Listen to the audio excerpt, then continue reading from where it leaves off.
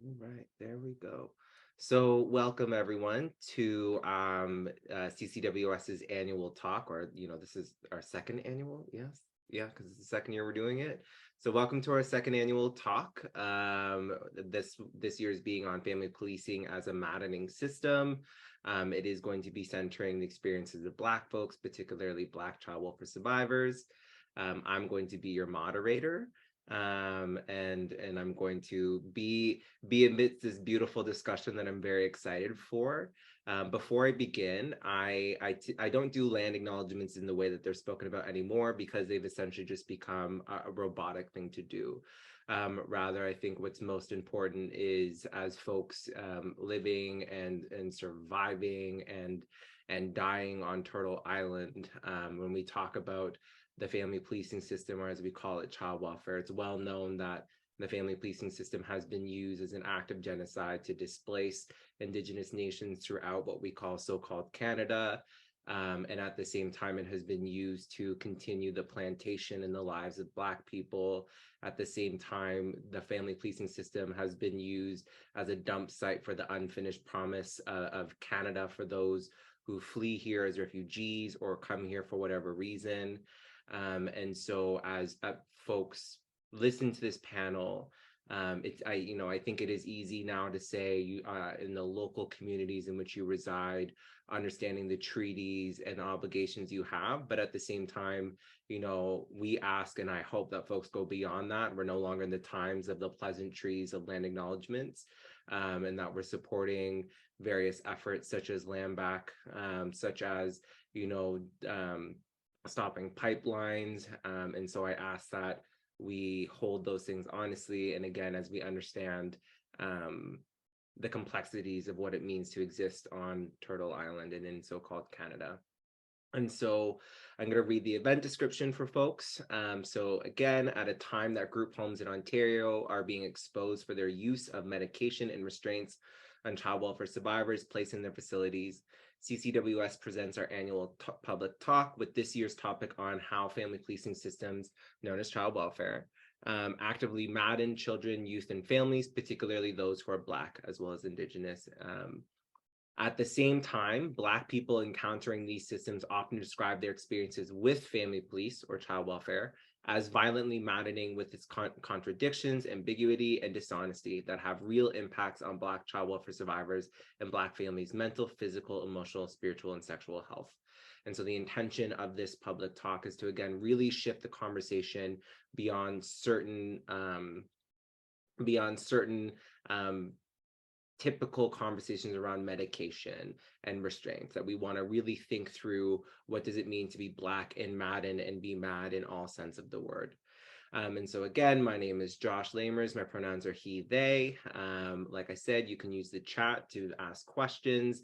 A bit about myself: I'm the executive lead and also one of the co-creators alongside Tyla and Ash of CCWS. So, I've been doing this work with CCWS for a little while and been doing this community organizing work with respect to anti-Black racism, the family policing system for a bit now. And so that's what I'll say about me, because this ain't about me.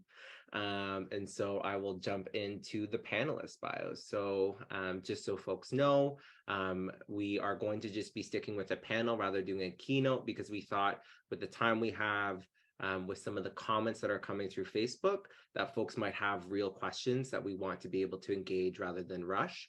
And so we're just going to do the panel. And for the panel structure, we're going to have Tyla go first, Tashina go second, and then Idil go third, and I will moderate between that. And so Tyla Dixon, their pronouns are they, them. Tyla is one of the co-creators of CCWS and our community development and outreach coordinator. Tyla is a Black, queer, non-binary, neurodivergent, mad child welfare survivor and abolitionist, and experienced Ontario's group home system as well as aging out.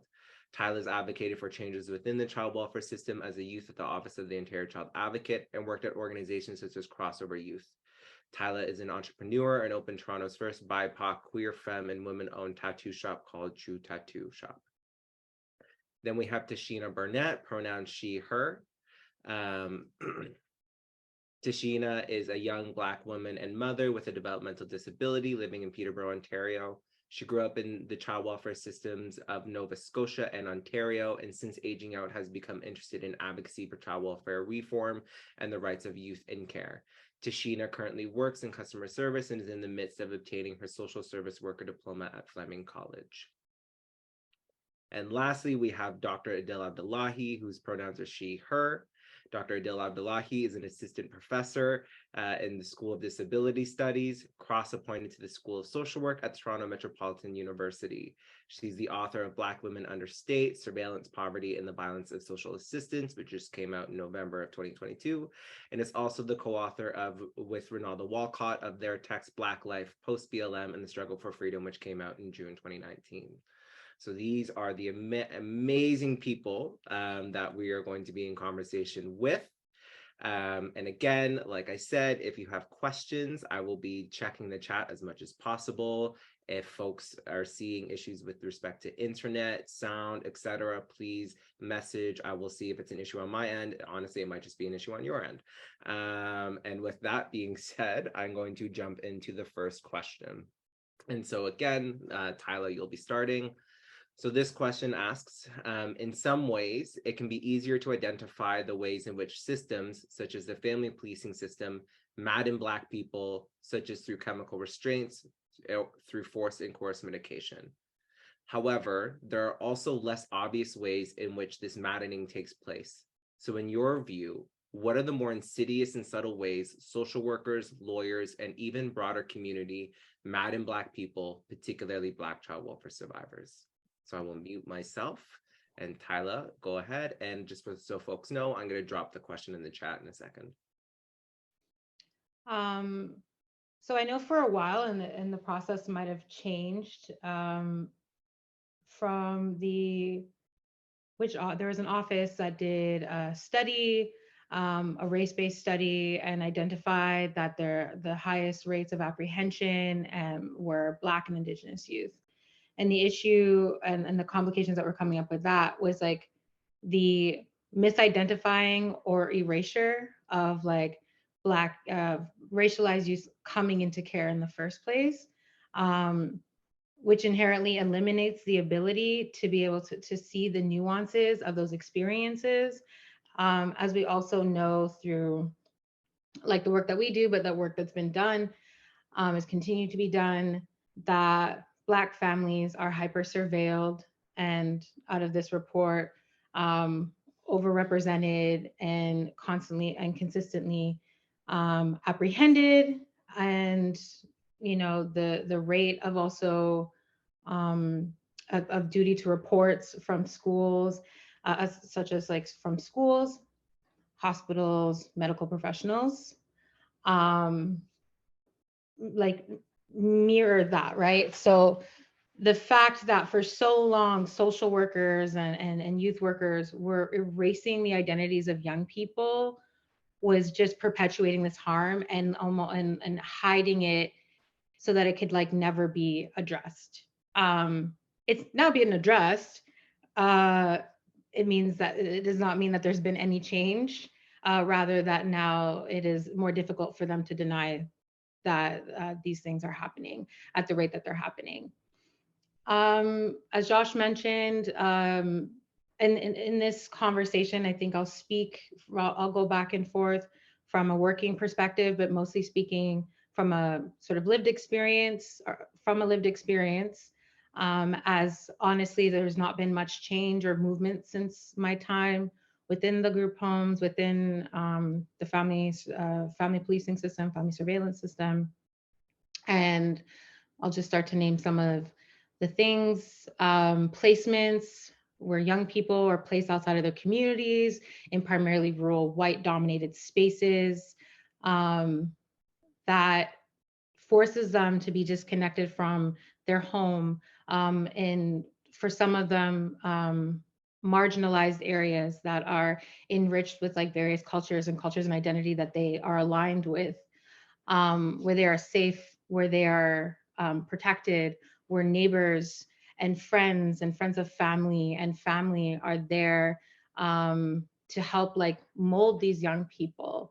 And obviously, it's not to say that like harm does not happen. Harm happens everywhere. Harm happens, neglect, abuse, and harm happens in rich, middle class white families, and they happen in poor families, right? Um, but like with anything, when we take an anti-racist approach and start to really understand contextually why these things happen, right? We're talking about large systems that are in place that disenfranchise Black people, that may lead to any forms of neglect or potential abuse. Regardless, these young people are stripped from those areas that they're familiar with, and then put into rural areas. Even if they're not put into rural areas, they're in placed in houses and homes or foster homes where the quality of care is minimal, and they're being watched by honestly other children who are just getting degrees, who are unable to and probably underqualified to even feed themselves, responsible for now feeding a house of either 5 to 12, right? Young people within a limited food budget, within really restrictive and white supremacist food pyramid ideas of what is health. Um, just like further isolating and ostracizing them from what is normal, what is known for them. Um, and when these young people are also in rural white areas, they are experiencing anti-Black racism once they leave the home. Like they're experiencing it within the group homes. They might find some camaraderie vis-a-vis the other young people that are there. But once they leave the home, they are still unsafe, and they are in places where where the staff are ill-equipped to be able to handle those situations. I'll use like a little example for myself. I was moved to a small town called Odessa outside of Kingston, Ontario, where I was, and me being like mixed Black, was one of 3 Black people that were living in the school. And the sort of like overt racism that I experienced, it's not that I never experienced it before, but it was so casual. It was just so normalized, and I was reactive, and I was, called like really demeaning names, and I would go back to the home and they would do nothing to support me. I was getting in trouble in school, and the school, even though I was on a roll, even though I was a part of school activities, even though I was attending classes, if I was reactive to something that I was experiencing, I was gaslit. And then the group homes would side with the school board or the faculty. I was given one-to-ones. I was given suspensions. I was given at school suspensions, and ultimately I was expelled and screamed at in the main area of the school. And the group homes did nothing to challenge this. I myself was like, this feels like a human rights violation, and I feel like it needs to be like addressed. And instead of helping me and giving me the resources in order to address that, I made phone calls, I did what I had to do, but ultimately nothing was done. I was not in that space for very much longer anyways, but that is something that I did experience, and it just felt really isolating and really demeaning and really dehumanizing.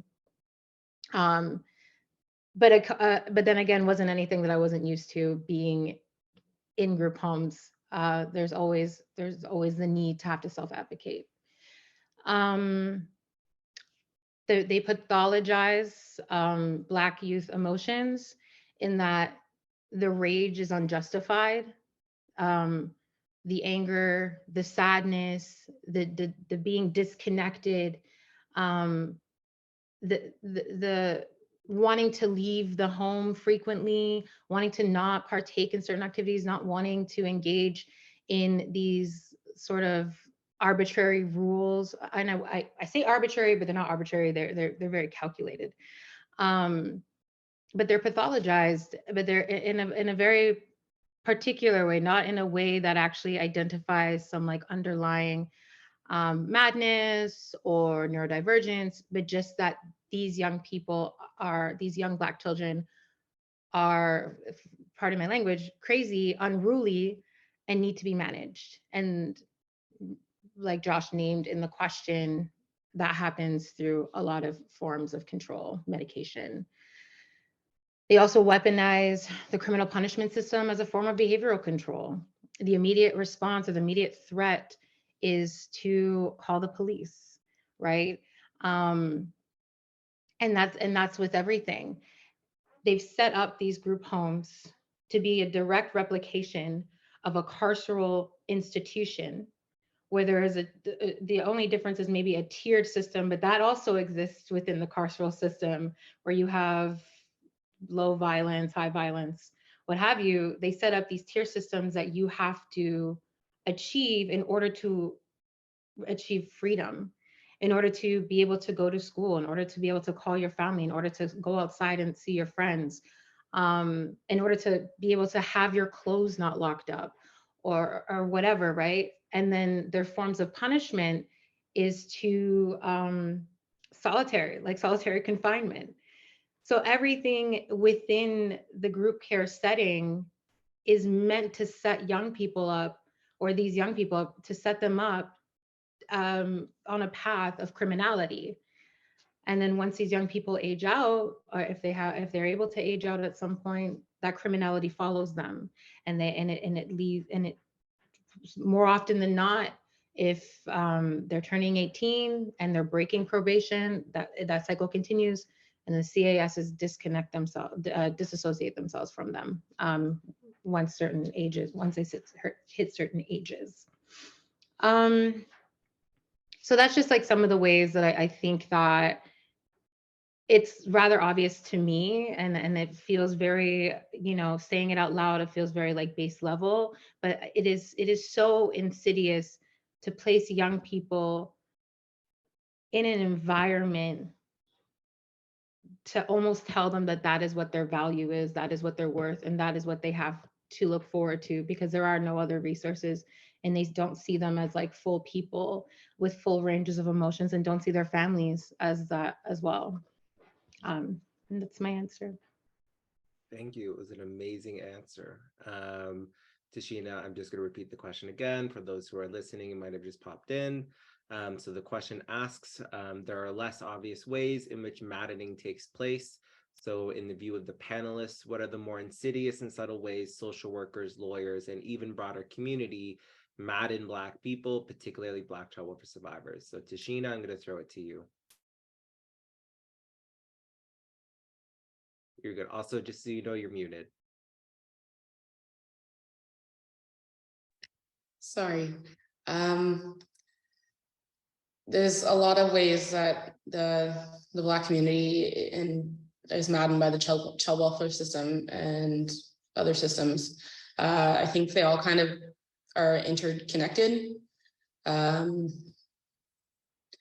Like, sorry, really nervous.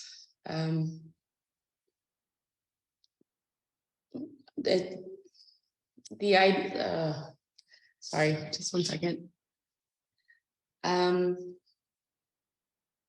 I grew up in a small town in Nova Scotia, like the River and community. There was still like a lot of people, like my family was there. And so I had some of my community, and then I was moved to Ontario into like a small town outside of Brantford, into a group home. There was no other, like there's maybe one other Black family within my school system. Same situations, kind of like similar situations happened. It's just like, and then I like growing up, I didn't really know who I was, like had a bit of an identity crisis. I didn't really fit in with the people in my community who were Black, or the people that I met who were Black, and they felt like I was too white. I just feel like my sense of community was stripped away from me being in this system. And I think there's like a stigmatization of like what it means to be like when people say I'm too white, I just like it's anti-Black in itself. There's not really a definition of like Black versus like it's a different. I just grew up in a system where like I had to learn where my identity was, and so yeah. I also believe that it's like a generational thing with like children's aid. I don't know how to explain this.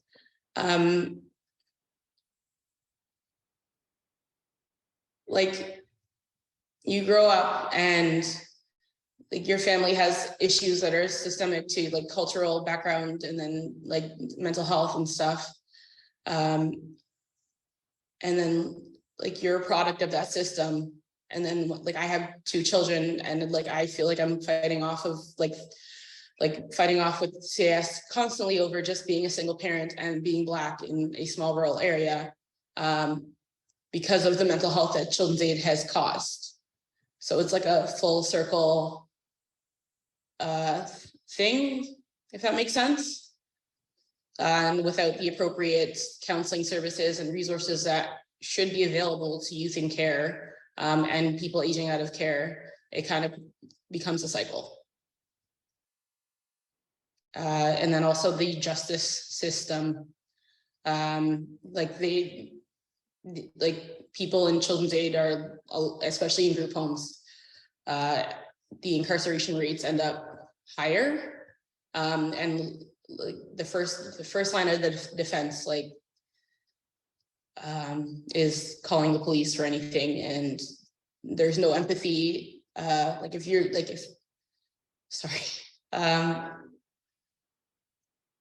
like when I see my children, I think of the things that are normal for them to do, and ways of expressing their emotions and things, and think, okay, this is like, what can I do to help this? But as somebody in Children's Aid, or like just in the child welfare system in general, you're not really looked at as a human or like a person with like valid feelings. And they don't, like your trauma, your past, things aren't looked at, and they're, because of the the staff aren't trained well enough, they're fresh out of school. They end up not under, there's no empathy. It's just like, they see you as angry and they see you as like, there's no reason behind it. And so the first line of defense is call the police or physical restraints. And then that leads to police. It just ends up being a whole cycle of just, the incarceration rates, and the justice system gets involved. As a youth, I ended up with a bunch of charges because of just normal trauma that needed to be dealt with. But people don't see you as a human. They see you as like a number in the system. I think that is all. That was amazing. Thank you. You know, you was great.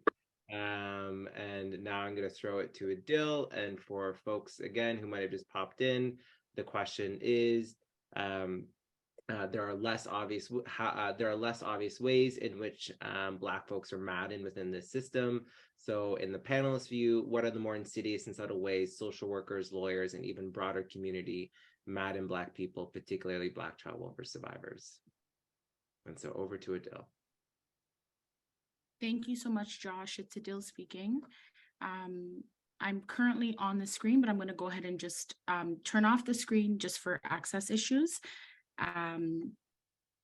So the screen is currently off. It's Idil speaking, and I don't have too much to add, largely because I feel like both of my other 2 panelists certainly provided a really clear and fulsome explanation of the experiences of Black child welfare survivors. I think maybe like the very minimal that I would add to this discussion to augment what my other 2 co-panelists have said, I think for me is really to kind of step back into like the context first of like what it means in terms of how we understand heteronormative families, right? So before I think we get to the idea of even understanding like Black families, I think it's really important for us to take up the issue of like the nuclear heteronormative 2-parent, like a cis man, a cis woman household, which then ultimately kind of created the narrative of what a kind of family should look like. In very many ways, these kind of experiences and these kind of heteronormative family structures fundamentally excluded the realities of Black people, of Indigenous people who have histories of ultimately being disrupted in the context of family, right?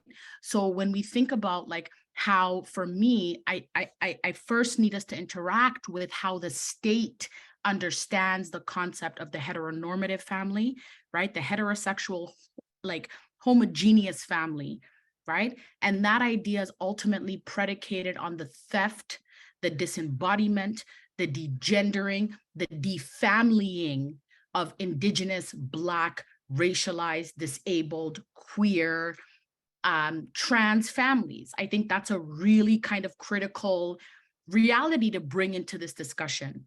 And so through that idea of already having ideas of what a family should look like, therefore what a mother should look like, therefore what a father should look like, right? And then ultimately we construct the idea of the child that needs to be protected, right? And I want us to be really clear that the child that needed to be protected in a particular historical moment, industrialization, like let's remember, children were working in this country, in Canada, in Turtle Island, until we didn't need them to work anymore. So Josh, you're shaking your head, and you better, because you were in my policy class and you already heard this story. Okay, so let us be clear that in the Canadian context and in sort of the, Euro-Western context, that we started to value children when adults could no longer go to work and or when adults were at war, right? So through that idea, children, there was never a best interest of a child. Children were employees until we didn't need them to be. Okay. And through that idea then also becomes those that we believe that are unproductive, those that we feel that cannot manage their families. And those ideas are fundamentally linked to ideas of race, place, personhood, motherhood, and ideas of ultimately who we think a family is. Black people aren't families. Indigenous people aren't families. Queer people aren't families. Disabled people aren't families. Poor people aren't families, right? So we want to talk about what is the maddening system of the idea of family, which is a colonial and state-based idea that ultimately ends up landing on Black people, Indigenous people, poor people, etc. Right? And then we put in place, and I think my other two colleagues have like quite clearly said this on this panel. We put in place people that we teach about ideas about family, but that they've never engaged people with families that look like you or mine or Josh's or anybody else on this panel. Rather, we teach them how to control those families and use beautiful language to manage those families, right? And a big part of that is that we then need to think about the structure of child welfare, right? We need to think about the implementation of child welfare services, not just as a production of care, but as a political and policy intervention in terms of how we manage, control, and like take care of people in the state, right? And a part of that is if we don't trust you to take care of yourself, you certainly goddamn can't take care of your children, right? And through that, we see the expansion of like ideas of social control. We see the child welfare worker capturing the Black children. We see children's aid. We see all of these systems using the language of like family, kinship, caring, anti-Black racism, etc. When yet and still, today we are in the same conditions that people were in the 60s scoop. Let us be clear. Okay, we are not in a better condition. We may produce more Black and Indigenous child welfare workers, but the function of their task is still to disrupt and madden the Black, the Indigenous, and the queer family. And so to that end, we then have to think about how we produce the kind of fatherless child, the motherless child. We produce that. We produce that because we refuse for children to have access to care in the way that, OACAS alleges that people should, right? And so for me, today, we're talking about sort of family systems of like maddening and like family systems of all these things, but families come into contact with systems through many other systems. For example, the early childhood educator, the teacher, the social worker, the therapist, right? The after school program worker, who is consistently assessing people. And let us be clear that those assessments are racist, white supremacist, Euro white supremacist assessments that indicate what is a good or bad parent, right? So we are talking about the implications of the maddening system, but we are not talking about, in fact, the very structure that sets up for all of us to continue to madden these people, to continue to madden Black and Indigenous, children, families, etc. And to come to that, I want to come back to the pieces that both of you highlighted, which was how family, how assessment then leads you to criminalization, then leads you to further exclusion. So to that end, I think that there are many things that need to be taken up here. And, this will be the last thing I think that I say, because I don't have very much more to say here. But, in my recent sort of research and book, I talk about Black women under state. Let me go ahead and plug that, period. Okay. Thank you, Josh. But in the book, I talk about, and I use the research of like some of my colleagues at the University of Toronto who talk about whose children are actually being captured. Okay. And in the book, what the research and data actually reflects is increasingly it is Black women's children, specifically Black women's children and Indigenous women's children that are being captured alongside then their women and girl children. Okay. So we also then need to talk about a particular kind of degendering and kind of like then further 7 generations ahead. Like, what are we doing to women? What are we doing to Black women? What are we doing to Indigenous women? Right. And this is data and research that we need to take seriously. We need to really pause and be like, well, what is happening here in all of this? So I'm going to go ahead and leave that there. Thank you, Josh. It's Idil. I'm done speaking. Thank you, Idil. I will try to pick up what you left, but you left an amazing nugget. She said that in class all the time. So before I kind of like do the moderator threads, does anyone have any follow-up comments? Tashina, Tyla, do you have anything you want to maybe pop in after hearing what the others have had to say? Okay, I think, I honestly, I think Adil did a good way and did a great job at pulling in a lot of the ideas. But I think what I also started to hear was the ways that like maddening, as Adil has said, like the family as an idea is maddening in itself. The anti-Blackness that Black child welfare survivors experience in terms of the ignoring of being dislocated and the ignoring of being institutionally isolated, and what that does to us as Black people, where then we're responded to as if though we did not experience the plantation, right? And how that is maddening in itself, because then how do you contend with being denied that experience, right? And and I'm sure a lot of us see some of the online discourse that is often quite simplistic when there's conversations of internalized anti-Black racism, internalized whiteness, and and struggling and navigating what that means. And when you are a Black child welfare survivor, as Tyla and Tashina indicated, you're having to often navigate that entirely on your own. And so I think that's an important thing for the Black social workers listening to this, that you are just as maddening as we experience from the white social worker, if in fact this is your limited understanding of what it means to be Black and dislocated.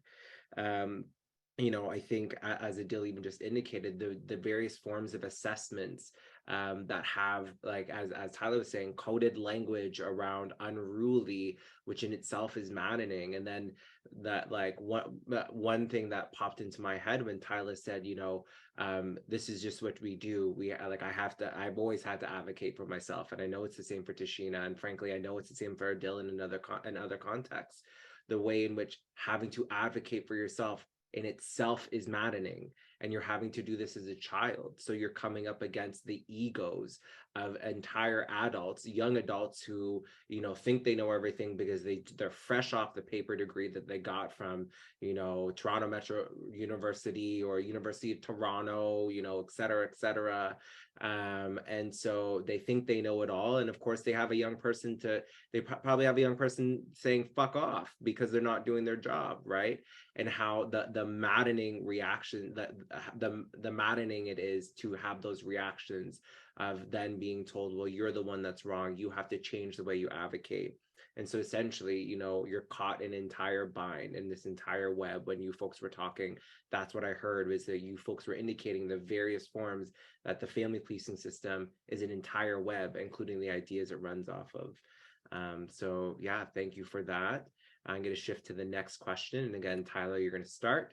And so the second question, and I will put it in the chat, says, trauma-informed practice is often offered as one of the solutions when working with Black youth in the family policing system.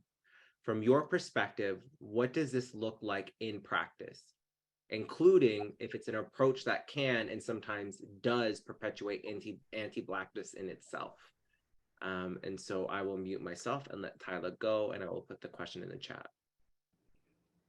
I don't actually have like a large response to this, but just to even pile on to what Idil was saying, right? Like the whole idea of like representation politics, of having the idea that more Black or more Indigenous social workers and policymakers are all of a sudden going to fulfill or empower or disrupt the system is a farce. It's the same way that there are no good cops, the same way that there could be a Black police officer, but they could still kill Black people.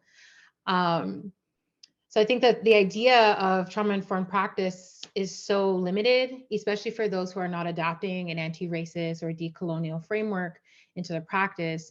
To be informed on the traumas of Black youth and their experiences, you have to fundamentally understand how anti-Blackness is so pervasive.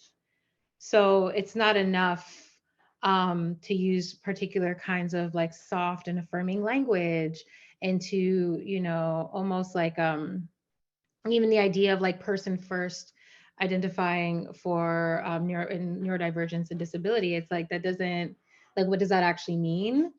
And so I don't think that any of that matters, because it's just another sort of band-aid left. It sort of has become like this sort of liberal idea, whereas we're not disrupting anything, like we're not challenging anything. You're just like, it's just language, and it's just another practice, and it's just something that you can learn and garner a certificate or create a whole area of, similar to equity and diversity. I think that if you are not challenging the family policing system and understand that it is anti-Black within its practice, and is more often than not directly the reason why young Black people are apprehended, then all of it's null and void. You can't be pro-police and adopt a trauma-informed practice. You can't not stand with Indigenous folk and adopt a trauma-informed practice. I think the idea, and its you know, genesis and its starting, was radical, but like everything else, this has been watered down and sort of just talking, a lot of talking and a lot of feel-good things.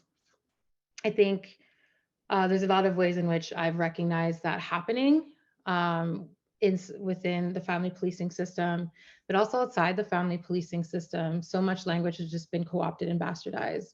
So I just believe that it's another way that can just continue harm when not adapted properly, and if not adapted with a radical praxis.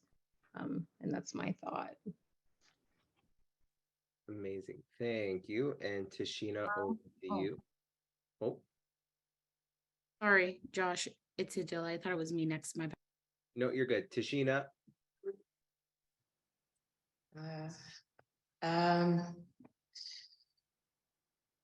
Sorry, can you repeat the question? Yeah, so the question says, trauma-informed practice is often offered as one of the solutions when working with Black youth in the family policing system. From your perspective, what does a trauma-informed practice look like in practice, including if it's an approach that can and sometimes does perpetuate anti-Black racism? Okay. I feel like it's nothing. The trauma enforced or informed practice doesn't really make a difference in like fixing anything. It's kind of like a band-aid over like a broken limb. It's not really going to do much unless the entire system is like the system needs to be abolished and then rebuilt, and not even rebuilt, just kind of figure something else out.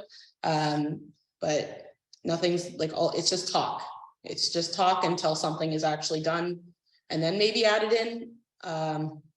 I don't know. It's Amazing. Sorry. You're good. Do you have anything else to say, or do you want me to pass it to Idil? I think I'm good. Okay, I'm going to pass it over to Idil. Thank you, Josh. It's Idil speaking. Do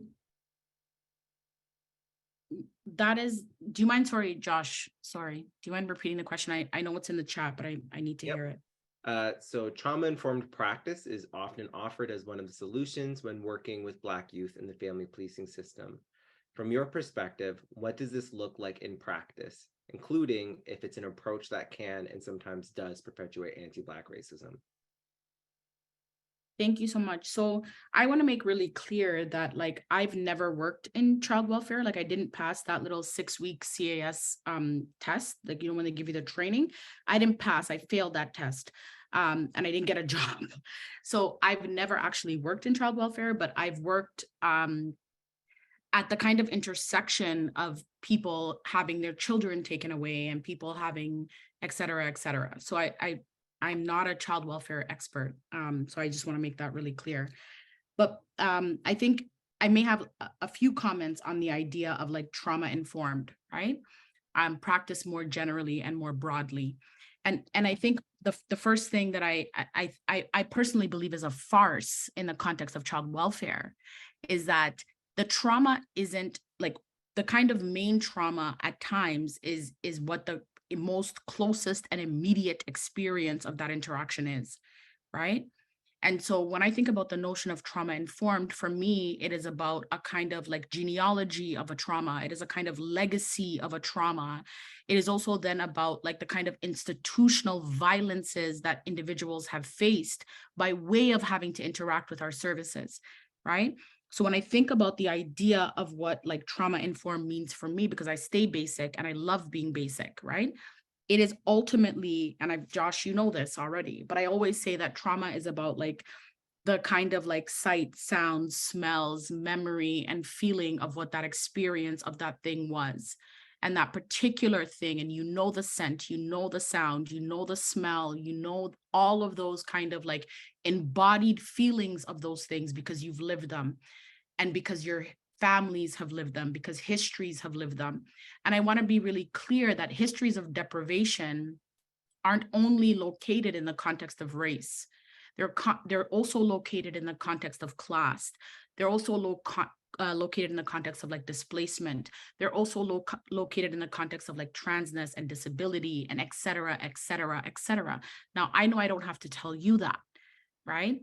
But when I talk about like what the genealogy of trauma is, right? It is that like practitioners like you and I, and like those of us that are engaged in this are often trained to kind of reach for the closest of what that experience is, right? And often to not think about how we ourselves and the institutions of which we work in that purport and allege to want to support people actually then further sort of lay those traumas on people, right? And so when I think about the idea of trauma informed, I agree with my esteemed panelists ultimately that like it's bullshit, right? Like I think that's actually what like the last person said, like, no, it's bullshit, right?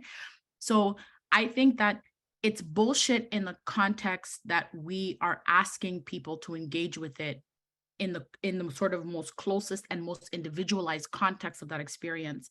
And to be quite clear, people need that to be tended to. And I want people on this Zoom room to hear that. I'm not saying don't tend to what is most urgent, right? But what is most urgent might not necessarily describe or bring us to how we got to where that person, that family, that individual, etc. is today, right? And I also think, and maybe this is like the last piece that I'll leave this on, is trauma is also like an ongoing experience. So when we say trauma informed, hello, welcome to this place called Canada. It means when you're in that room with that person in that moment, in that meeting, in that interaction, on that phone call, at the grocery store, okay?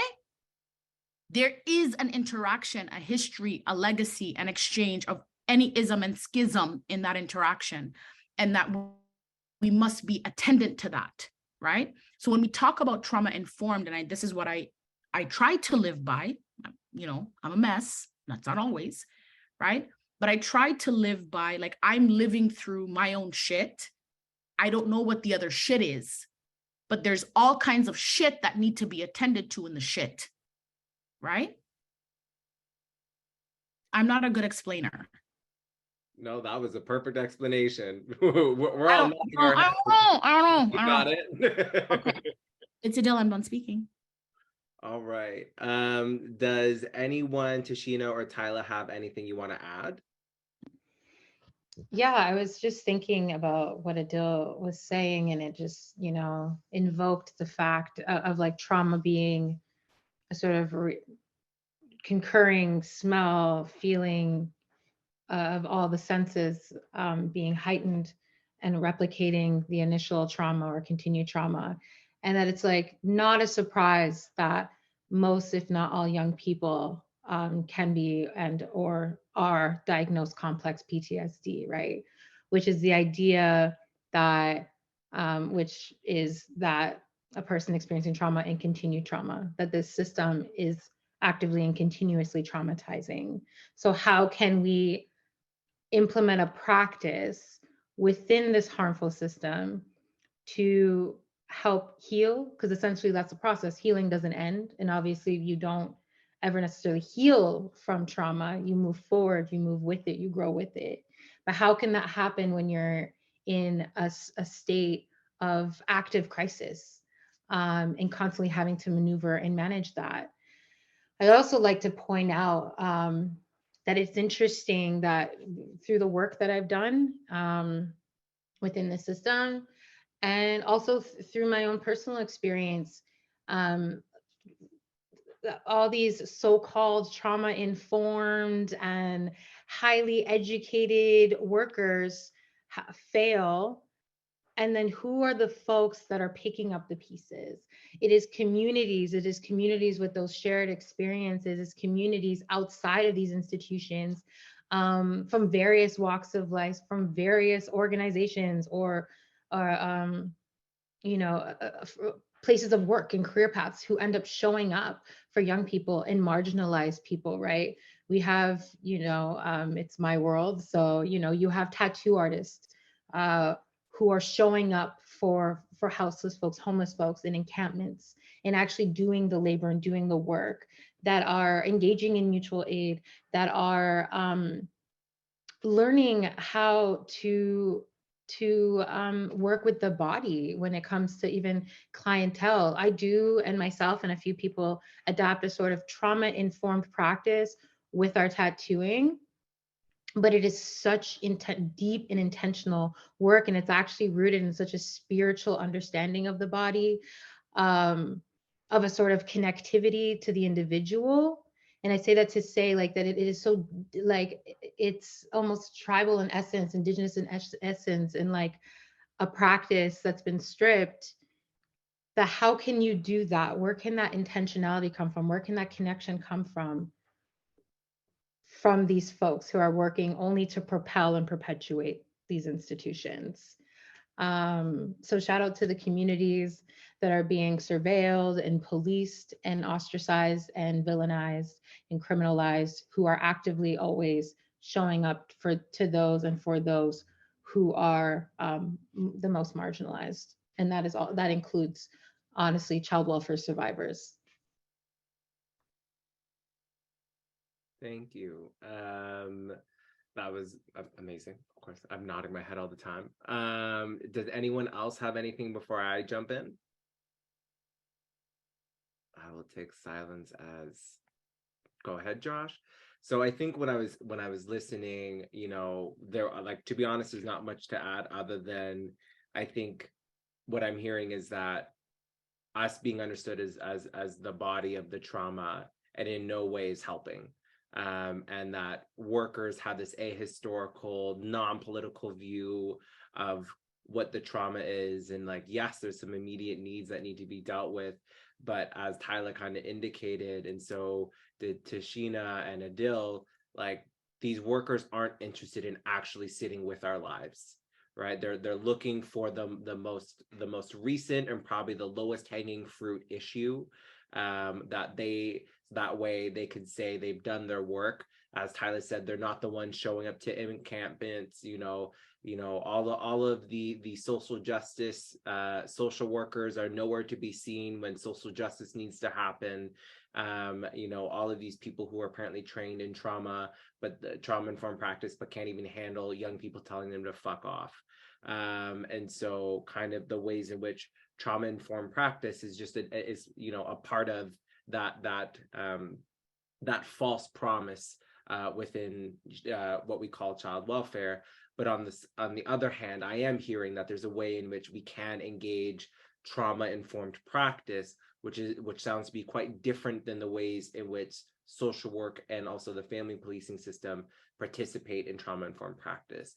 That there's a trauma-informed practice that looks at genealogies and lineages, that thinks about the body, that thinks about the various senses, that we experience and how that pops up, that makes space for the fact that, like, within these genealogies, there's cycles and there's loops, and there's never really quote unquote healing, but a walking with. And again, it's this form of practice that, frankly, even the family policing system with its revolving door with the workers can't even practice, because, as CCWS, when I'm working on the file, I'm having a new worker on the file every 6 months. And so, of course, these people are not, engaging in the kind of trauma-informed practice that was just described, because they went to CAS to get something on their resume, to get $90K a year to be the new slave catchers and the ongoing colonizers. Once they got their cash and their resume building, they left. And so it doesn't shock me that there's this very basic, anti-Black and frankly useless form of trauma and informed practice. And I think that this goes well into the next question, and is our last question. As we said, we wanted to leave room for folks to ask questions. So, now is a good time to start putting your questions in the chat. They can be general ones that, various folks can pick. They can be directed ones. I will say, if there's questions that are problematic, I will step in as a moderator and address the question itself. But please do ask questions, or we will be done early and we will say goodbye.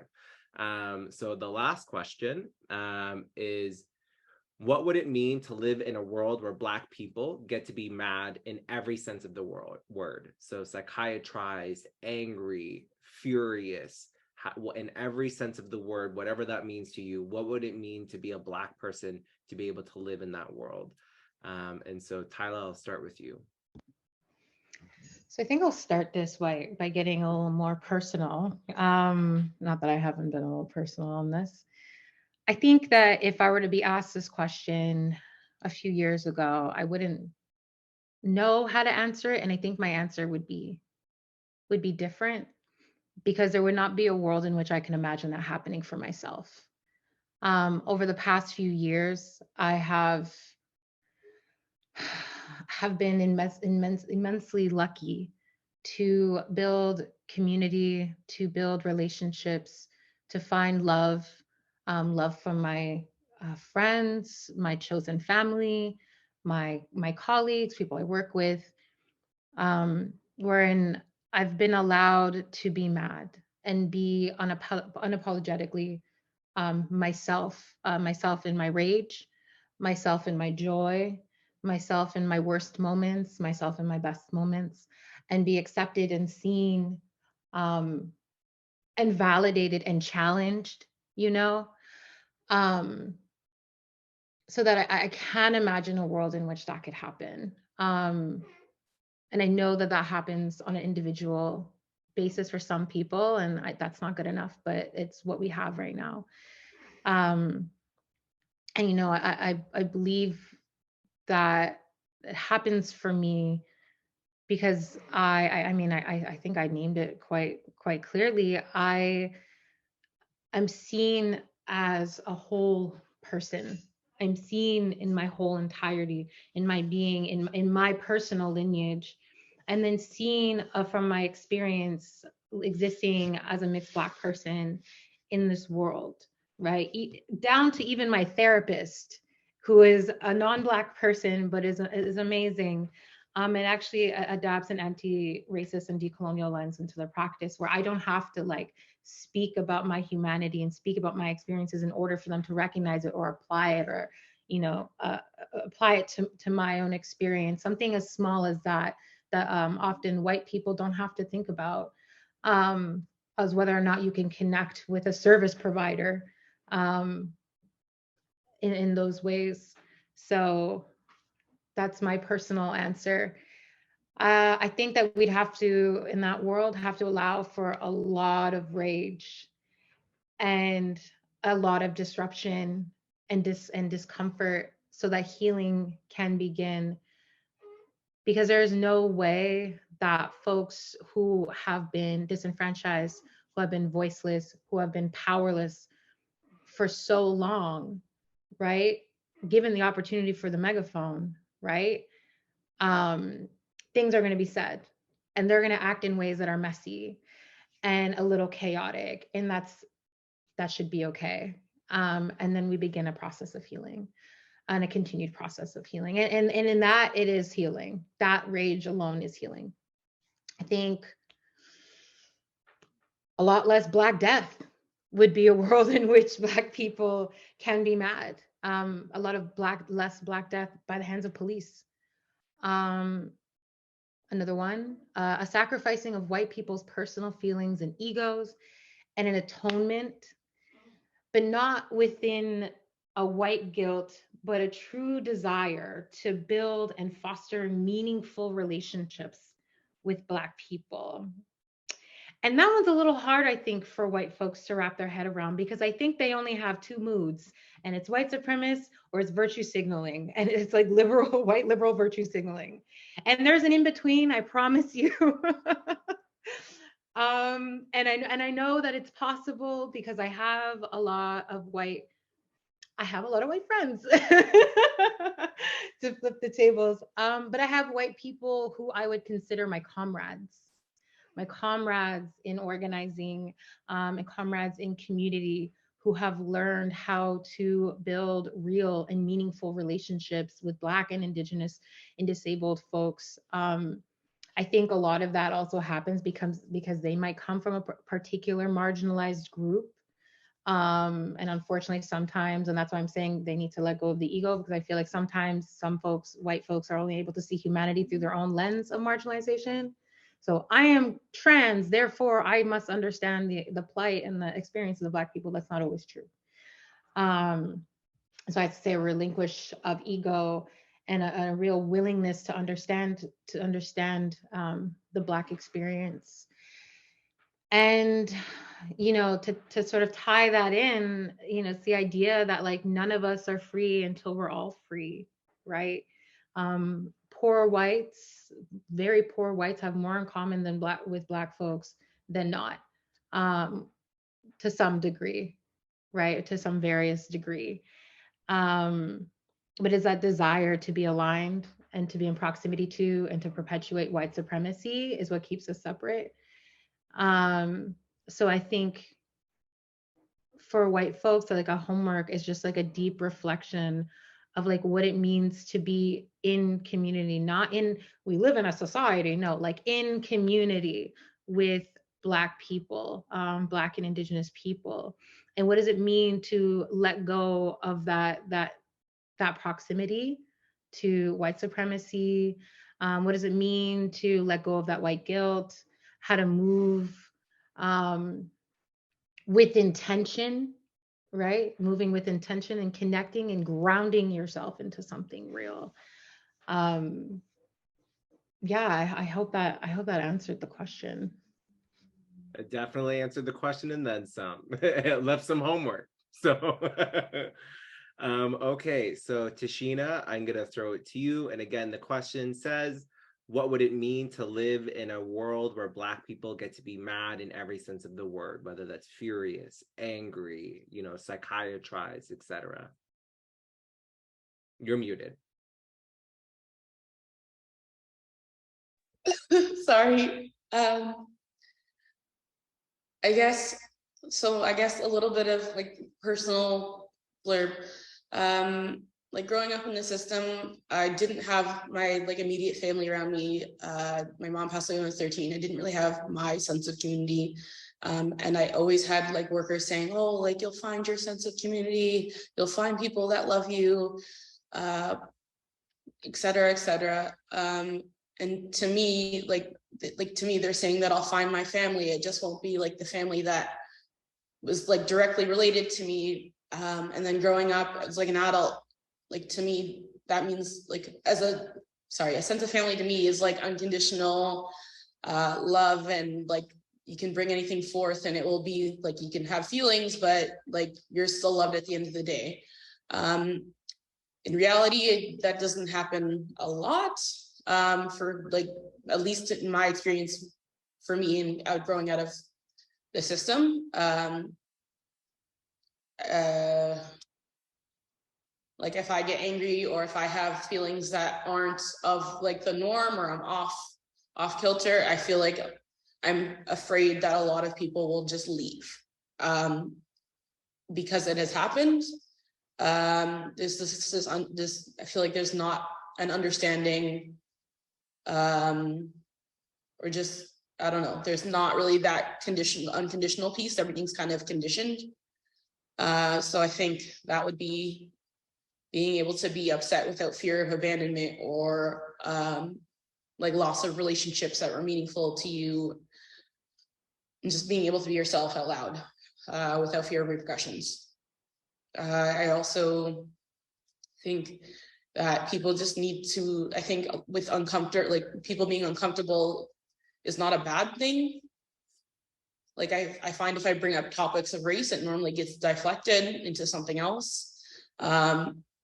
But I think people need to look into why that makes them uncomfortable. Like there's nothing wrong with being uncomfortable. I feel like where there's discomfort, you need to reflect and kind of grow on like that. That is all. Thank you. That was amazing. And last is Idil. So again, Idil, the question asks, what would it mean to live in a world where Black people get to be mad in every sense of the word?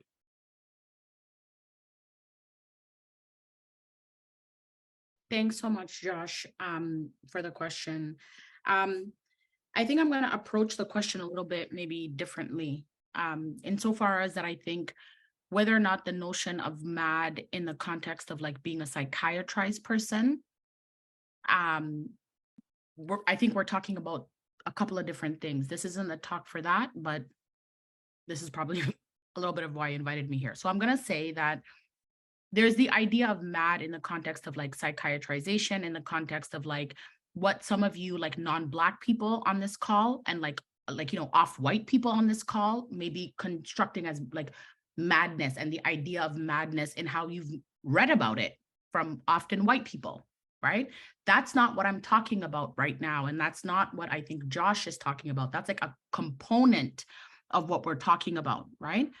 But I also want to talk about when Black people aren't mad and Black families aren't mad, that there's a context of which anti-Blackness saturates and presses upon them a kind of maddening sense of being not a family, not human, not all of these things. That has nothing to do with the kind of study of capital M madness, right? In the kind of white disability studies scholar stuff. No, I'm talking about like Tyree Pickens kind of analysis. I'm talking about like, you know, other people like Lamar's kind of analysis around these things, my own analysis, Fanon's analysis around these things, right? Which is a very different analysis that moves beyond the kind of individual, that looks at the structural, the systemic, the idea ultimately, thank you, Elaine, that looks at the idea of like what it means to be a Black person in like a white supremacist context that seeks to degender, dehumanize, and consistently kind of produce you as problematic, right? And seeks to kind of keep that in place, which is what ultimately kills us, right? So like we've spent a part of this discussion talking about like madness and like debility in sort of indirect ways and like being young and like parenting and like safety, right? I want to bring us back to like a really local thing because I live here and the work that I do is here, right? In this city. So to quote Ronaldo Walcott, like something happens here, right? Black like who, 1993. So something does happen here. And so something that's happened here recently is that a young Black 4-year-old girl went to the washroom and ended up losing a digit, a finger, and was put in an ambulance by herself in the Peel District School Board, okay? And her family today is talking about what happened to this young little Black girl that an entire school put in an ambulance by herself when she was disabled in some interaction with another student, right? So when we talk about who is not careful, who is unsafe, who should not be trusted, it is these very people. It is the Peel District School Board who should not be trusted. It is the Toronto District School Board. It is social workers. It is the ambulance that allowed a district school board to put a 4-year-old girl in the ambulance unattended without, let's talk about it, a teacher, an ECE, a social worker, a principal, an administrator, a secretary, a relief worker, okay? The lunch lady. Nobody thought that little 4-year-old Black girl who was disabled, harassed, and abused, and she's not the first. She's not the first, and she will not be the last, right? So we're talking about child welfare survivors, but we're not talking in very many ways about a system that hates Black women, that hates Black children, that hates Indigenous people, right? That then puts us out to pasture for us to come out now and be on city TV talking about we want justice for a 4-year-old girl that's lacking a digit. That's unacceptable. That's unacceptable for anybody, right? And all systems and all adults were involved in those kinds of interactions. So I don't want to talk about something that's too far away. I want to talk about here and now, right? Because again, I do think we should attend to the things closest to us, but the things closest to us are located in a kind of genealogy and a kind of practice, right? So we talk about this idea that like, you know, like, well, I don't know, Josh, right now I don't remember your question, so I'm just going to keep going, right? So here's what I'm going to offer is that every single one of us will be on offer until none of us are on offer. And some of us are always closer to being on offer. Black people, Indigenous people, disabled people, queer people, trans people, working class people, immigrants, migrants, etc. Right? So we need to work towards having none of us on offer. Okay? The other thing that we also need to realize is that, you know what? Some of you love an ally. Okay? Some of your allies, some of you love allies. Leave them behind. Some of them are ally. They're not your ally, they're our ally. Get it together. Some people hate us, okay? All of us, and whatever us you are, and there needs to be some decisions about you not changing the condition of people's hatred. So you may need to make a decision about what train you get on, or whether or not you're gonna stand there and be confused about who else is gonna let you be on that train, right? And these are realities that we have to contend with. So you know, I talk about like us wanting to undo something, but part of that is us wanting to undo our commitment to something that is non-existent, something that has failed all of us, right? Something that is not anything that in the imagination of a new future, right? We're unable to do that because we're still caught up in what people think is like us working through something. No, we're in a war. We're in a war. We have and continue to be in a war. And so we need to make some decisions about whether or not you want to take up arms or whether or not you want to decide to like nurse people who you know will die. I'm not interested in nursing people who we know we're going to die. We need to figure out how we resolve some of these things. And these aren't the pretty kinds of things, right? These aren't the pretty things about like working together collectively. Like we do that until we can't. And some people don't want to. Some people do that in the name of trying to work with us and they don't want to, right? Working slowly sometimes means you don't want to work with us. And that's a truth. Okay? Let's be clear about that. So how do we unmadden? Don't madden me by acting like we're working together and we're not. And some of us need to unmadden ourselves because these people are not for us. And they've never been for us. And a part of that is like the kind of trauma around realizing that like some people just hate us. So what do you do with realizing people hate you? Right? And that's a horrible thing. I know that feeling. I know what it feels like to know people hate you. I know that feeling. I choose to live and I'm always going to live regardless, period. I flourish, period. Right? And that's because I make a decision about what I do with the reality that I'm forced to deal with. And sometimes that also means it's okay to show up as you are.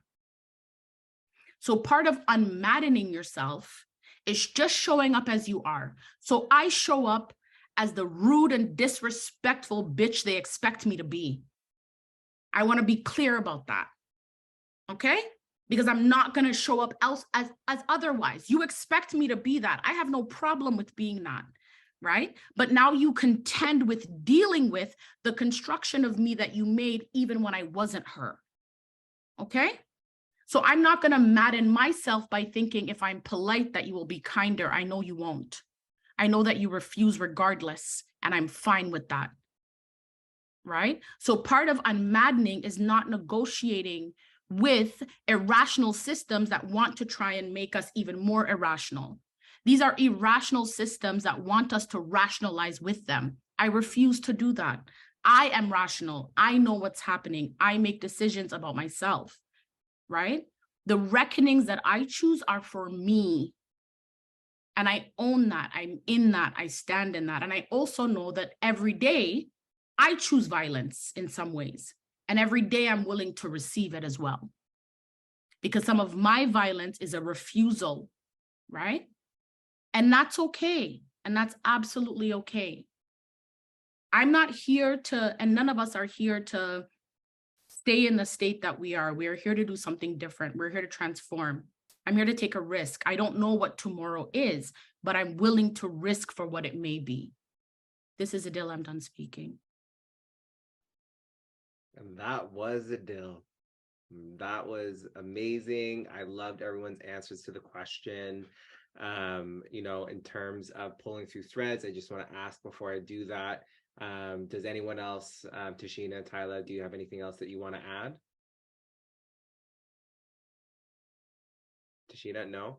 Okay, so I think while you were all talking, and Idil, you did actually answer the question, just so you know, while you were all talking and while I was taking notes, like what seemed like what came up between Tyler and Idil and Tashina, like and Tyler and Tashina, you said it very clearly, but I think Idil, it is kind of a part of what you're saying is like this conversation of love and unconditional love, and particularly like, you know, in terms of unmaddening ourselves and showing up and being the one that's willing to be, not willing to be called a bitch, but you know, you're going to show up yourself. And if those are the words that are going to fly, how do we, so as a part of living in a world where Black people get to be mad, or getting to that world, is no longer negotiating with the illogical, irrational allies, the illogical, irrational administrators of our workplaces, like as kind of like a story, Tyler and I have had to deal with the white, experts within child welfare, often white women who are judges, who are entire, what's the word? It's the director of schools, where, you try to, you end up trying to barter for your humanity and saying, can you look at me? Can you hear me? And so living in a world, or moving towards a world, or beginning to practice a form of, we don't need to interact with you anymore. What I also heard is also, oh, I've lost my page. Oh, there it is. One of the things that popped up is between all of you was this conversation of really whiteness's ego and anti-blackness's ego, and the ego that really shows up in many of these fields of the refusal to listen. And so I think on one hand, attending to our own egos, and this didn't come up, but I think there's the attending to our own egos, and what that looks like, but also understanding that some of us have an ego because our ego is how we survived. And so sometimes, people say, you need to humble yourself. Sometimes humility equals death for Black people. But understanding that the ways that we can in community with those that we love, as Tyler was indicating, to the people who couldn't be around us. And I want people to note that Tyler said the word colleagues, right? That Tyler's colleagues showed up for them when they needed over the past 2 years. And I think that's important because it makes us really think about who's in relationship to us and how our workplaces are moving. CCWS, I'm going to pat ourselves on the back. We don't have any employee complaints, and the students that come to us repeatedly say that they've never been in a workplace that actually cares about keeping them well, right? And so also thinking about what relationships do we develop that center being able to keep us well as possible, including and leading up to what Tashina is saying, the ability to fucking, say what you need to say, even if it doesn't sound pretty, right? So that way, and not being abandoned. And when you were all talking, I remembered Biko Gray's book, Black Lives Matter. And Biko offers this methodology of sitting with, that the work of moving towards and being abolitionist and moving beyond our current conditions requires actually sitting with. And as I said earlier, the function of the family policing system denies that. It actually functions off of not sitting with, right? So are you actually willing to sit with our rage? I was on a panel last week where the film was called Unloved, Heronia's Forgotten Children. I feel like I'm missing a word in there, but there's a part in the film where they say, where the survivors say that they want to see the building demolished. And I thought, I wonder what it would be like to actually just get to stand there and watch it burn, right? That the anger and rage, as Tyler said, there is so much rage. And people don't like it when people who are full of rage pick up the mic, because they're not going to say the things that you like to hear, or they're not going to say it pretty. And I think this is also for the community organizers who are here or may watch this. I think this is also an important conversation to have amongst community organizing. Do the ways in which people have described their experiences get to show up in community organizing spaces? And if not, how are those spaces really going to bring us forward? And at the same time, as Idil's saying, that includes us being willing, as unmaddening ourselves, to not work with the people who are just going to slow us down and get in the way, right? So I think there's so many ways in which this conversation has brought about this notion of living towards or living in a world where Black people get to be mad in every sense of the word, but also, as Idil's saying, as also not mad. Sometimes not everything has to do with necessarily madness, that we're just moving through the world and you're maddening us and we can refuse. So with that being said, we are at the end of the panel, and I have not seen a single question pop up in the chat. So if I don't see a question pop up in the chat within the next, okay, we have a question. And I would like other questions to pop up in the chat, because we do have this time, we set it aside. And so I'm going to read the first question. So the first question says, I wanted to, so it says, firstly, thank you all for this. It's from Seher Ali. Firstly, thank you all for this. And then Seher asks, I want to know, what does holding space for you look like? What makes you feel truly and fully seen and loved exactly as you are, and like space actually being held for you by loved ones or community, both Black and non-Black? So kind of like the actual, like, what does it day to day look like for you as panelists to be able to be truly and fully seen and loved? And you can take a second to answer. But if someone wants to throw their hand up when you're ready, or turn off your mic.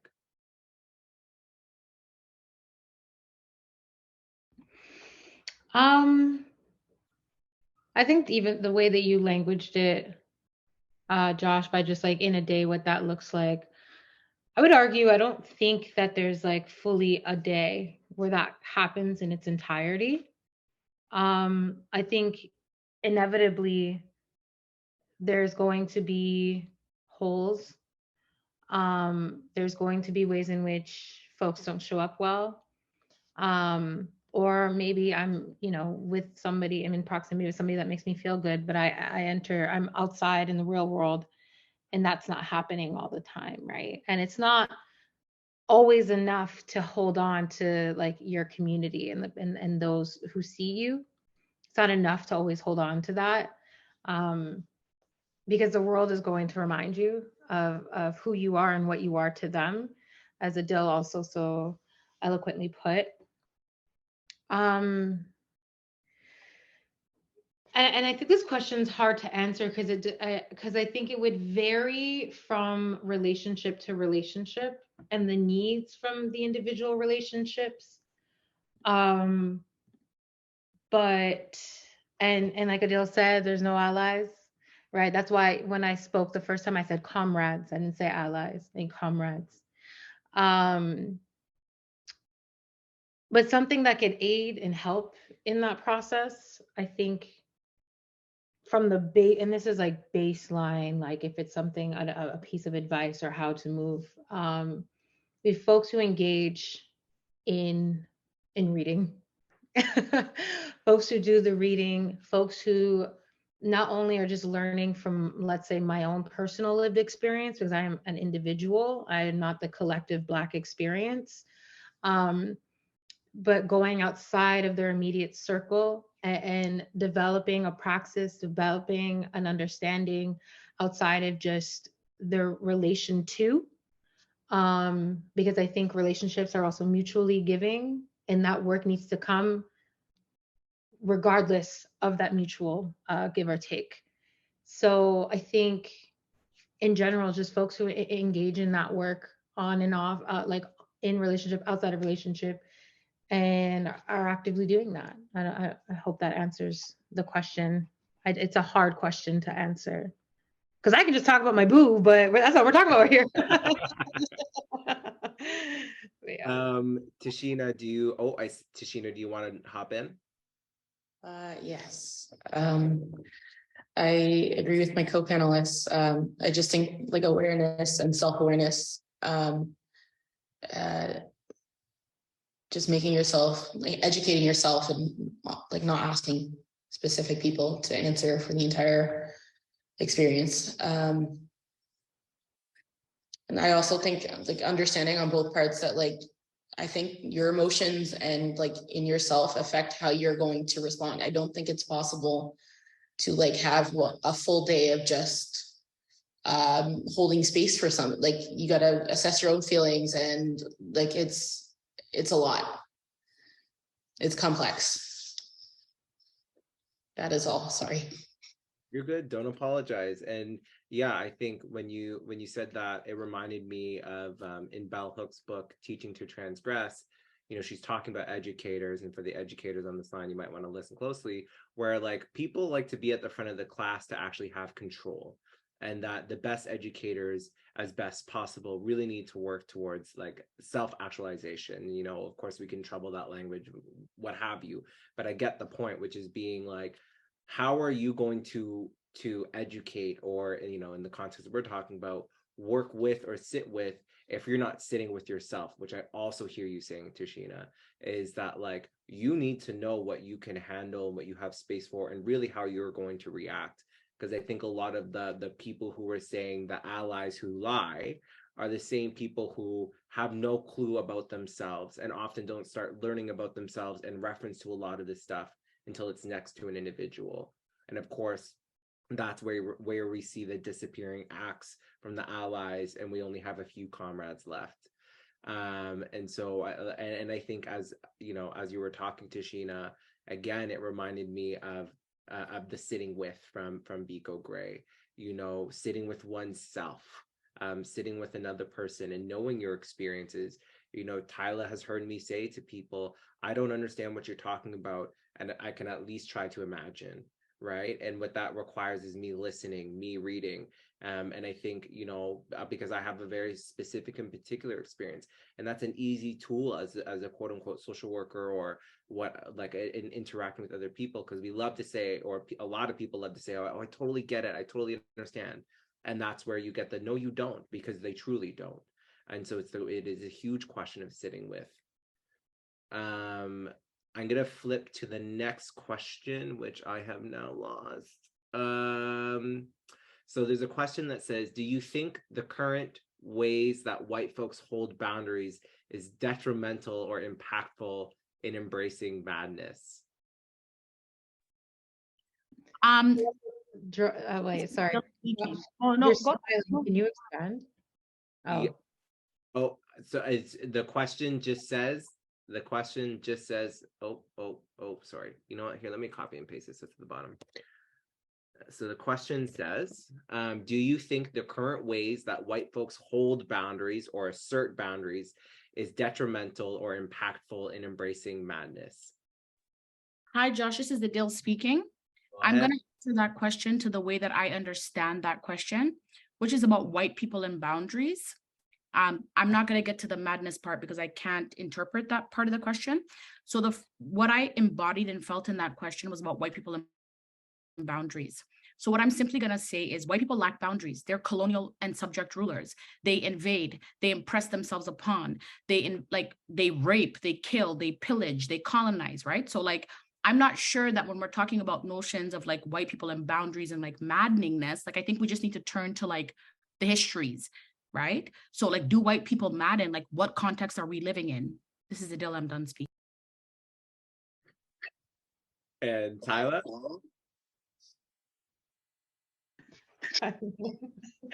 it's hard to follow that, because I mean, I think that Adil is speaking to white people have no boundaries as it pertains to how they want to enter or co-opt or take up space. And you know, in that way. But I have seen white people assert boundaries and, like you say, Josh, borders, in fact, to protect themselves. So it's kind of like, I mean, I don't know. I feel like what Adil said is so impactful to say. But if I'm looking at it through the lens of like, and how I might also understand the question in the other way that they're meaning to, is like when, I guess, when white people are mad and the way that they try to hold or manage their own madness, and how they might, let's say, not want to engage in a sort of a particular kind of community organizing because it's just, I'm past my capacity. I can no longer engage, kind of thing. Quite to put it simply, like suck it up, figure it out, find it somewhere. Your access to resources differ from marginalized, or from Black and Indigenous folks. That experience is different. You can find your kin quite easily through resources. You can find your community quite easily through resources. In fact, you can invade other communities and co-opt their resources, right? Black people, I love us. We invite too many people in, and we are too quick to hold people on our shoulder and pat them on the back and tell them it's okay. But yeah, there's no shortage of a healing space for white people. I think that at some point there could be a way for them to engage in being psychiatrized and in being mad, in being in particular kinds of disabled, very specific types of disabled, I'd say, to where they can have personal boundaries, right? When they have meaningful relationships with people other than people that look like them. But I don't know if that could happen yet. And I don't know what that could look like, really. That's my answer. Amazing. And Tashina, I see your mic is off, so I'll throw it to you. I find it like in like a personal experience, I like Idil said, white people don't have boundaries, and I find it convenient when they like have them. It's typically to hold up, like to keep them in their comfortable zone. Like, I don't want to talk about this, like this is it. But it's really, they just don't want to be uncomfortable and unpack things. I feel like it's a form of compartmentalizing. Yeah. And it's a form of carcerality. And like, let's name it, more often than not, I'm experiencing white women do this whole boundary thing. I don't experience it from, you know, white cis men. And that might just be also in the spaces I circulate in. But you know, there's a particular Josh, they're a mess too. Oh, don't worry. I know, you know, I know they're a mess Keep too. them on the agenda. Everybody makes mistakes. Anyway, so yeah, like I think, you know, we've also seen kind of, as Tyler, you know, I've learned from the online world, the borders versus boundaries thing. And you know, I think everyone here could at least name one experience where, you know, the white bordering in a relation happens in like in a meeting or in an organizing space, or you know, a group space or what have you, and it completely can throw off an entire trajectory. And that's why I say, like, you know, and many people say that like it's a kind of whiteness inherently has a form of carcerality in how it functions. And unfortunately, it's not just white people who enact that kind of carcerality. But yeah, and so I'm gonna end it there because I actually see that there's more questions. Okay. Okay, so the question, where did it just go? Sorry, let me find it. So the question says, to the organizing point, actually, let me copy and paste it now before I forget. So to the organizing point, if it applies, how do we make space for madness in movement spaces in every sense? How do we make space for anger, principled conflict regarding tactics, for example?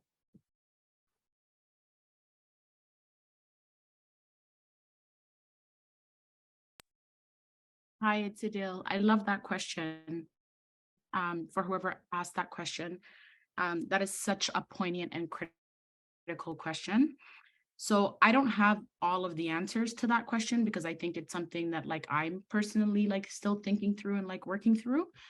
But a few of the things that I think are helpful for us to think about is that all of us at one point or another are like kind of on a continuum of not just like living mad, but like also being maddened by like the conditions that we live in. Like none of us live in a world right now that any of us should be doing well in. And I always say this, right? Like this is not a good world for any of us, right? And the kind of ungoodness of this world lands and manifests on all of our bodies in very different ways, right? So the first thing about like just beyond like organizing spaces, I think it's to realize that like this experience that like whatever we name it, madness, mental health, not feeling good, jinn, you know, devil, whatever we want to name it, like, because many people name it as a bunch of different things that I think we need to like hold as well, right? And so in whatever that experience is, I think it's to say that like we're all close to that experience. And if we take that experience seriously and to hold sometimes that it isn't even like what we imagine being crazy to be, and I'm going to use that language intentionally, right? But I also want us to think about like how we are crazy made, and how we are all made like, or unmade out of our bodies, our lives, and our experiences, right? So if we think about that as being something that we like all collectively experience, then when we think about organizing or like working together, it would be then about like, how do we create space for all of those people and all of us to be all of what we know we can be in that space, right? So like a practical thing just for me, like not even in an organizing space, but generally, like I'm bad with like timelines. I'm bad with like any kind of like executive functioning. Like I'm bad with like, I can't do something for a long time. I can do something like really intensely that like requires my focus, and I can do that sometimes really well if I can think about that, right? But a part of that is that I may do that really well at 2 o'clock in the morning, but I may not do that really well at 9 o'clock in the morning, right? So part of that, like people call it crypt time, people call it mad time, people call it all kinds of things, right? And then the province also calls it illegal to engage or contact people outside of those times, right? So I want us to be really clear that like there's also this other piece, and that piece also relates to the impact of like contacting people outside of that time, right? So when I talk about a kind of continuum about thinking about like how we live in that time, it is to say things like a policy that suggests, you know, don't have an expectation doesn't mean that we don't allow for other people's livabilities to continue, and that we can manage, for example, our own autonomy and bodily sovereignty that tells us if it's 3 o'clock in the morning and I can't sleep and I don't want to deal with that, then I'm not going to open that, right? But this person who may not function at 8:30 a.m. when the world thinks the world should function, that isn't their reality. In the very way that when we all create the signal group and everyone sends 2,000 messages, I'm the girl that doesn't check any of the messages until I get the at, and I'm in all the groups, right? Because I don't find that helpful. Tell me what you want me to do, and I'm going to do that, right? And that's something that I can do. But also a part of that is like how we emote, right? Something that may impact me in a particular way may not impact someone else. You don't know what that looks like, feels like, sounds like, right? And then I also think there's a part about like when people tell us how they feel, whether we disagree or not agree, how we respond to that in a way that also enacts a particular kind of like refusal of what may be real for them, right? And so I say all of those things to hold all of those things, while I also say all of us come to this work because we know our lives are urgent. Black lives are urgent, Indigenous lives are urgent, queer lives are urgent, mad lives are urgent, disabled lives are urgent, refugee lives are urgent, all our lives are urgent. All of our lives are urgent, right? So then when we get in conflict, how urgent are our lives if we're so willing to walk away from what brought us to that struggle? And I say that as a person who's like a devil. Let me be clear. I say that as the person who's like the most angriest person, that is like the hardest heart to come back from a difficult thing, right? And that's because I take the hurt when it happens so seriously, right? So, but that's to say, when we care and have trust with people, there are people who I haven't spoken to in like 4 or 5 years, but I love deeply. I love deeply because I know when I fuck with them, I know what their ethic was when that happened, right? And so that love never ends because there was a trust, a rapport, all of these things were built, right? But in the absence of those things, right, we kind of like go to like cheap and bankrupt kinds of responses, right? So it's not just about being mad, but it's also about like the ethic of how we deal with each other, right? The ethic of what actually brings us back to the table. And some of that is like, it's some of us, I like, there's something different is at stake, right? Something different is at stake. And a part of that is like a tie to like, what happens when I say I'm wrong? What happens when I say this is something I didn't do well, like, or could have done differently, right? And some of us just know that like, if I say I'm wrong or like other people are wrong, like the risk for me is people in my life die, people in my life lose their jobs, people in my life don't eat, right? Your ego's hurt. That's something very different, right? And so these are the kinds of things when we talk about like a kind of ethic and like what is maddening, these are the things that I talk about. And I say these things really clearly as like a person who struggles and like tries to work through all of these things, right? So it's Idil, and I'm done speaking. I'll leave it there. Thank you. That was amazing. Other folks, I can repeat the question. So to the organizing point, how do we, and the question was from Gachi, thank you. How do we make space for madness in movement spaces in every sense? How do we make space for anger / principal conflict regarding tactics, for example? Yeah, I don't have much to add after what Adil said, because I feel like she said what needed to be, other than to say that, like, my main contention point with organizing spaces specifically has been the inability to navigate conflict with one another.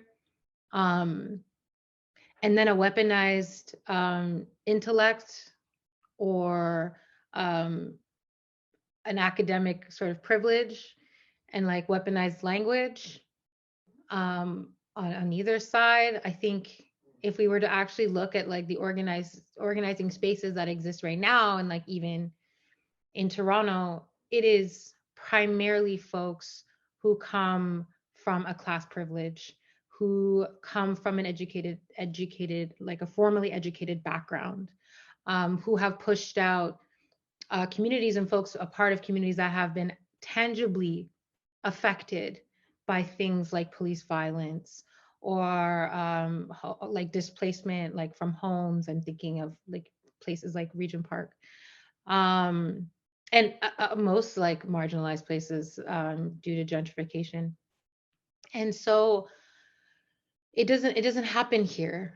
And I don't think that those people have the tools to even organize or sit with or be in a room with folks who are largely disenfranchised. Like, yeah, you can be Black and that has a Black experience, and it's not to play oppression Olympics.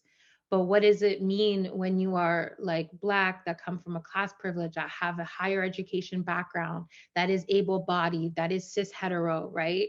When you are in room or in space with folks who have a sibling or a child murdered by the police, or who come from being incarcerated fresh out the bin, like, you know, who's still dealing with probation or otherwise, and is dealing with homelessness, or housing precarity or financial precarity, and they don't talk the way that you want them to, and they might not understand the things that you do and the way that you do, um, and how they become further ostracized by movements that were built and that were built for them, that was meant for them, it was meant to protect them.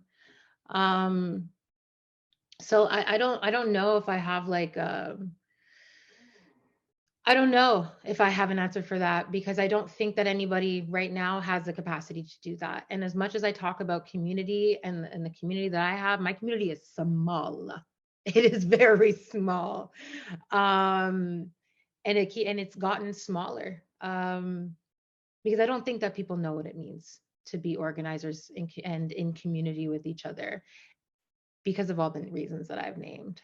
So, not to be so nihilistic or anything, but that's it. Well, sometimes you got to keep it like 100 and just be honest before you can't. As Adil taught me in class, you can't clean up a mess until you know what it looks like. And it looks like Toronto community organizing.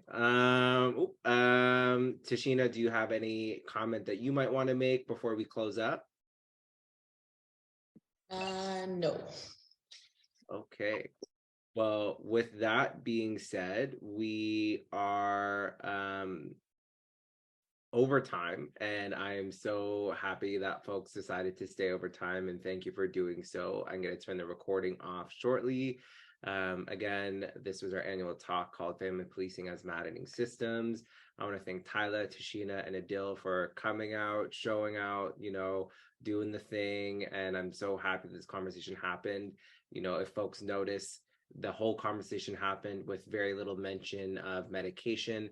And in some ways, that was the intention, that we really wanted folks to rethink, what it means when we have these conversations about madness.